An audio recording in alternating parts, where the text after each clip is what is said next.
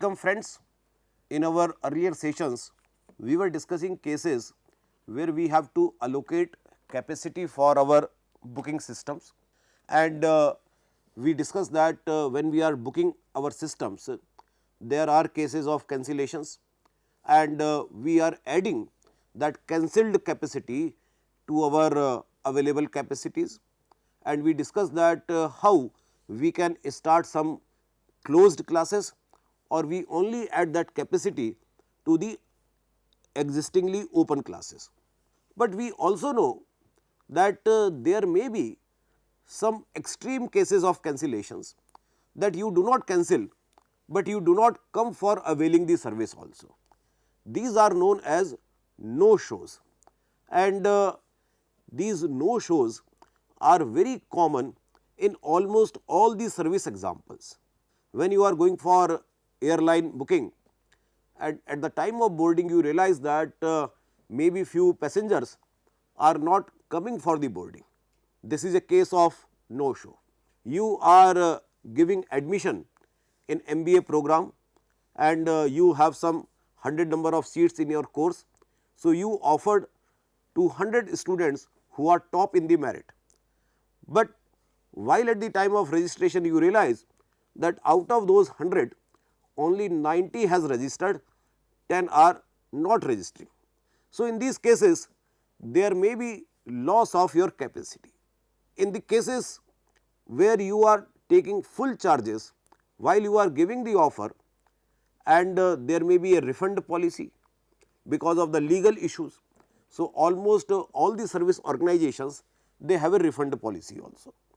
So, there will be some loss of revenue, but not complete loss of revenue because of some advance you have taken. But consider a case where revenue is only generated if a passenger is taking the service. So, all those no show cases will result into the loss of revenue. So, to minimize the loss of revenue because of no shows, because of no registration in an educational institute, we have a system of overbooking, and almost in all the countries now the overbooking is a legalized activity. About in 1950s 60s, this was not approved by the law, because you are promising to serve more number of customers than your capacity. So, there are issues related to ethical and legal aspects, but now considering the loss of services and there are customers who are willing to pay to avail the service. So, there are double losses. You are not able to serve more number of customers, and at the same time you are incurring the loss because of the no shows. So, overbooking is a system where we are giving offer, we are booking tickets than the more than the available capacity you have. So, in this particular session we are going to discuss about the various concepts, terminologies related to issue of overbooking, what is the cost of service denial, what are the different models of customer overbooking, and some of the important prevalent policies under which overbooking is done, that all we are going to discuss in this particular session. So, overbooking, as I just mentioned, is a case again where you have constrained capacity and you are going to sell, you are going to offer more units than the available capacity you have. You have available capacity of C, that is 50, but you are offering seats to 55 candidates. So, you have done booking overbooking of 5 seats, and the reason is that you want to protect yourself against issues related to unanticipated no shows and last minute cancellations. So, overbooking is very much applicable and legal also, where capacity is fixed and perishable and bookings are made for future use. Customers cancel tickets and do not simply show, and there are little consequences of denying service to overbooked customers. I think out of these three characteristics, for me the most important one is this little consequences of denying service to overbooked customers. You are if let us say you have overbooked by 5 seats and all the customers are there to avail the service. What will you do? If all 55 customers are there, so obviously you will deny service to 5.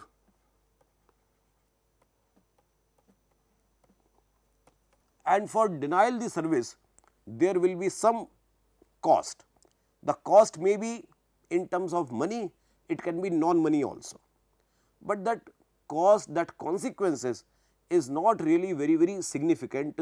So, in these situations this overbooking is possible.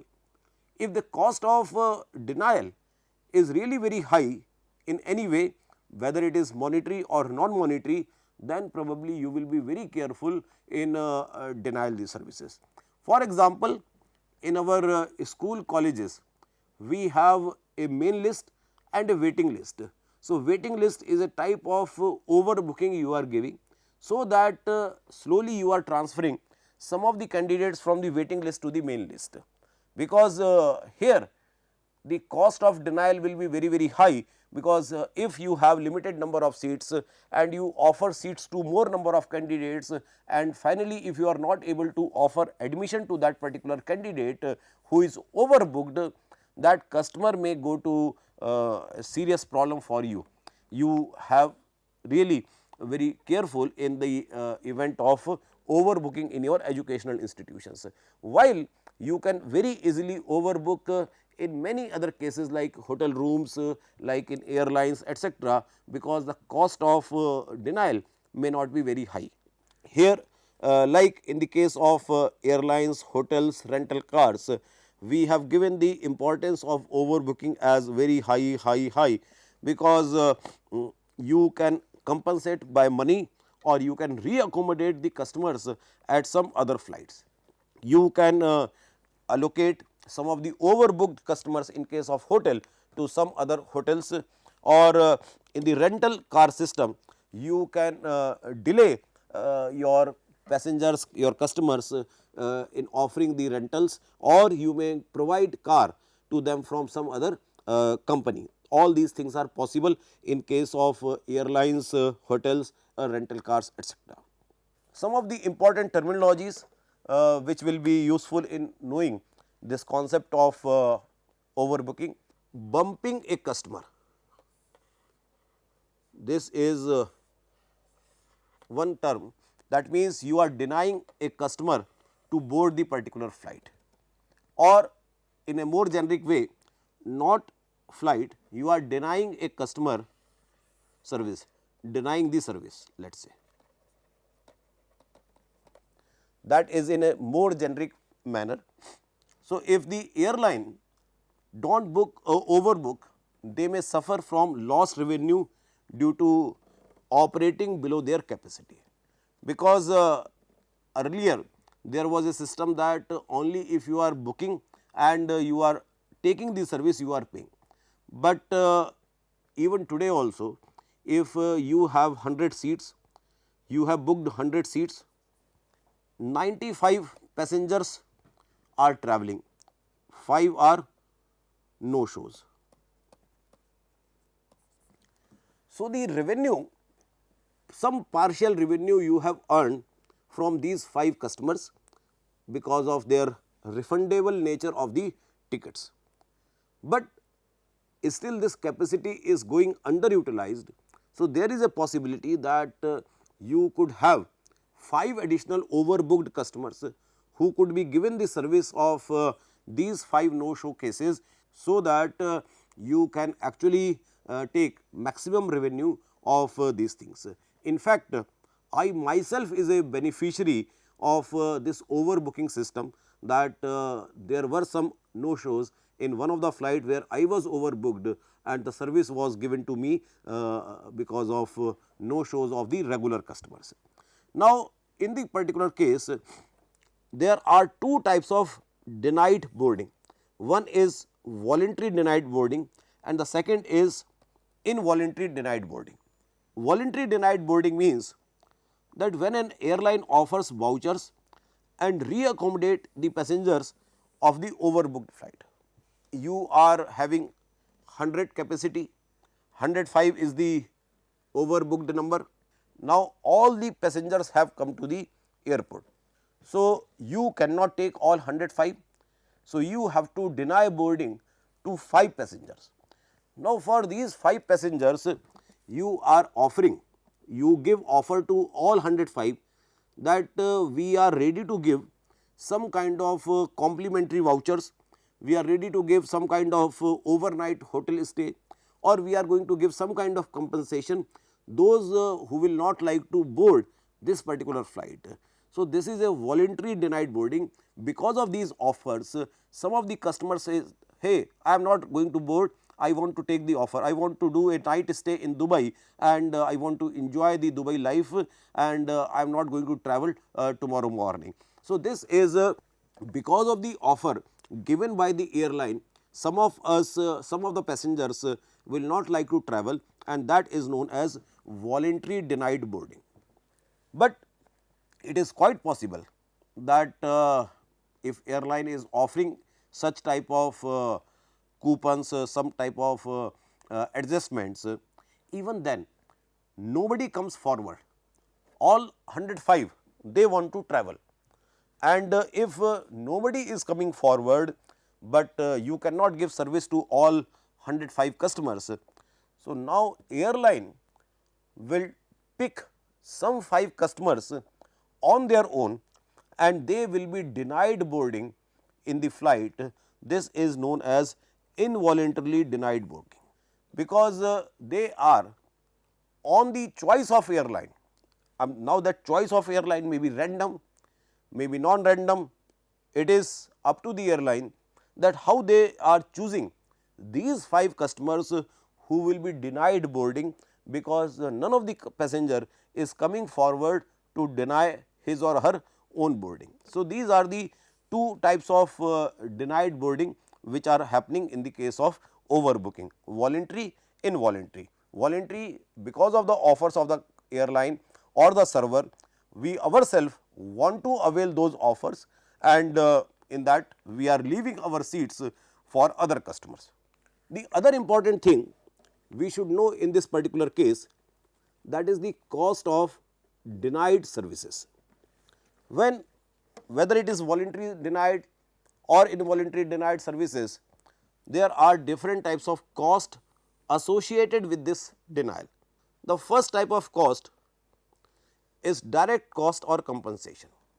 So, you are giving vouchers, vouchers for hotel stay is the most common. Most of the airlines, they have tie-ups with different types of hotels, generally these star hotels. So, they give you the vouchers for future travel also, or hotel stay, or both, because when you are denied boarding, in any case you have to travel. So, they will give you a hotel stay also and a voucher for future travel. The provision cost, that is the second. Generally, if the second flight for which you are now given the offer, if it is maybe at a difference of 2, 3, 4 hours, so they will give you complimentary meals, lodging facilities for the denied passengers. So, this is a small cost, not a big issue. Third is recommendation cost. Now, sometime if you are flying with flight A and maybe you are adjusted to flight of operator B. So, in this case, now a very big risk is there that you are giving your customer to other flight, and this is known as recommendation cost. Flight A operated by this operator A and flight B is operated by another operator. So, you may lose your customer to a different flight, different operator, because of better services when the customer is on board. And then another type of non-monetary cost is loss of goodwill. Whether you are offering any kind of hotel voucher, you are offering vouchers for future travel, good meals, all those things. but you are forcing a passenger to reschedule his entire itinerary, and that may lead to loss of goodwill also. Customer get upsetted, customer may think of that this airline is not a very reliable airline.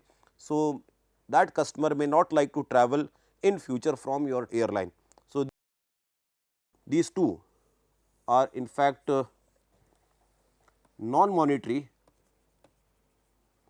cost, and these two are monetary cost. People are trying to convert non-monetary cost also in terms of some kind of monetary cost. Because of third and fourth, you are losing a customer, and the cost of losing the customer for 1 year or for lifetime you can assess by using different kind of methodology. So, in a way this D is sigma of cost of denial from all the types of issues, whether it is direct, provision, goodwill or recommendation cost, that is the cost of denial a particular customer. So, therefore, on one side the issue is you have cost of denial,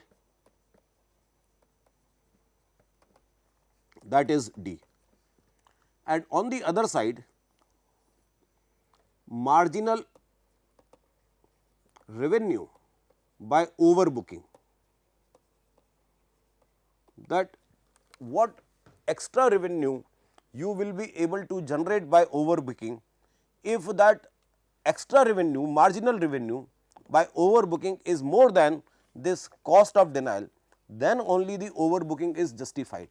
If cost of denial is significantly high, it is not advisable to go for overbooking. So, therefore, this concept of cost of service denial is very important, because the revenue which you are going to get from the extra customers, overbooked customers, should certainly compensate the cost of denial services. Now, let us see the different types of models of customer booking or particularly overbooking. A supplier is planning to accept booking for a fixed capacity C. So, fixed capacity of the plane, fixed capacity of your hotel, fixed capacity of your any other service organization. You are booking for B limits. Now, if B is less than equal to C, it means no overbooking. But if B is more than C, it is a case of overbooking. And in this case, we are discussing that B is more than C. So, what is the difference of B minus C? How much? That is the big question.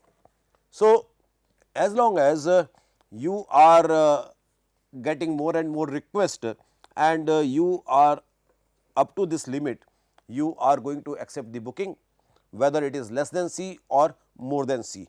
You are more concerned with as a booking control operator, the one who is accepting and rejecting, who is the decision making rule at the front office. So, that front office is more concerned with this booking limit B, and based on that booking limit B, the front office will decide to accept and reject the request of the new bookings. Now, going further, in this case, whenever a time of the service customers are arriving, booked customer who arrived are called shows. This is related to terminologies, we all know, and those who are not coming, they are known as no shows. We are assuming here that those who are arriving, those who are shows, they are paying you a price of P.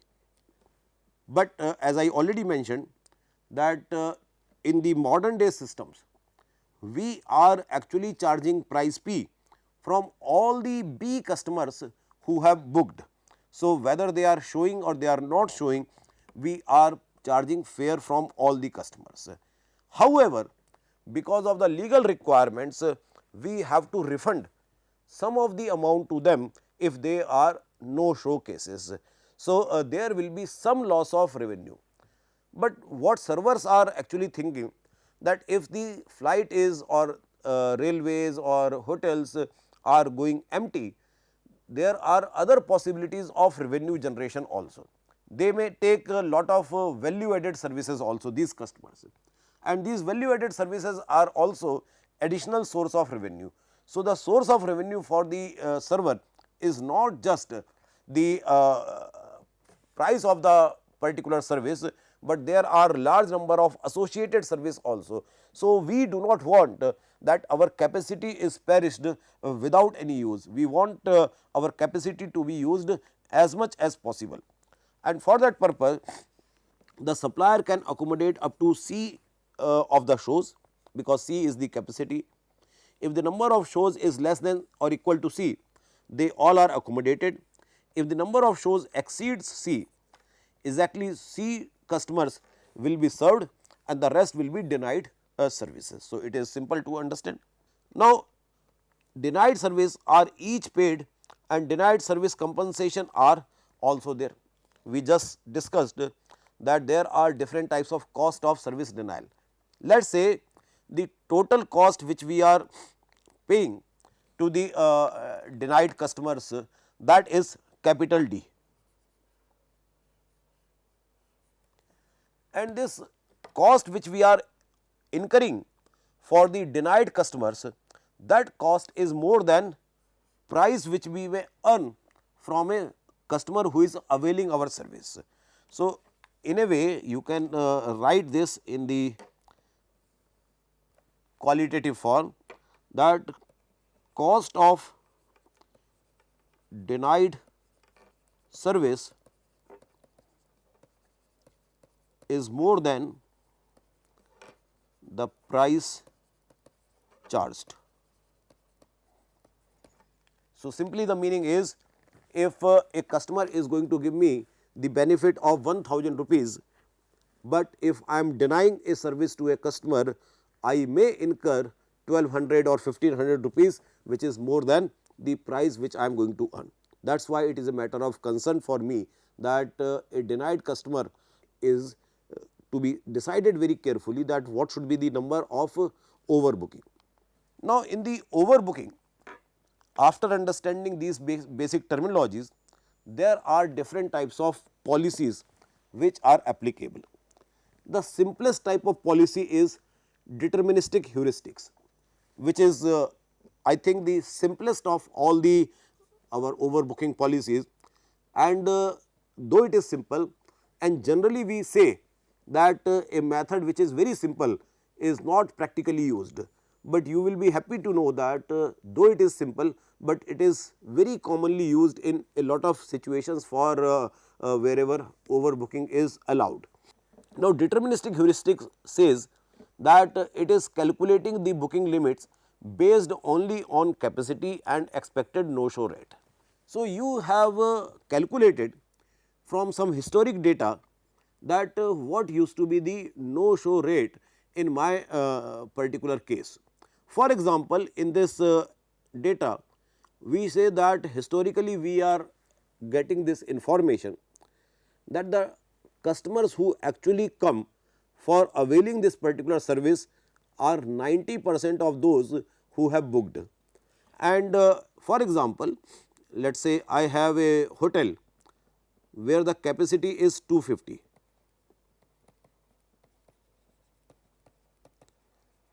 and there are large number of travelers who are booking my hotel. Now, historical data says that generally only 90% customers are turning up. So, if I book only 250 rooms for a particular day, my 10% rooms, that means 25 rooms will remain vacant because customers will not show up. So, therefore, I should book 250 is the capacity. Out of that, only 90% customers are coming to me. So, I can maximum I can have 250 customers, 250 rooms. I am going to book B number of rooms and 90% of B should be equal to 250. So, my B will be 250 by 0.90 and 250 is basically the capacity, that is C.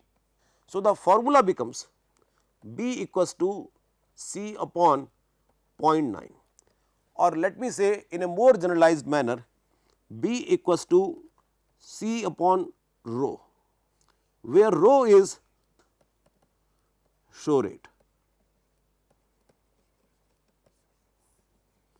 So, this becomes a generalized formula that the booking limit B is equals to C upon C is the capacity of the server divided by rho, rho is the show rate.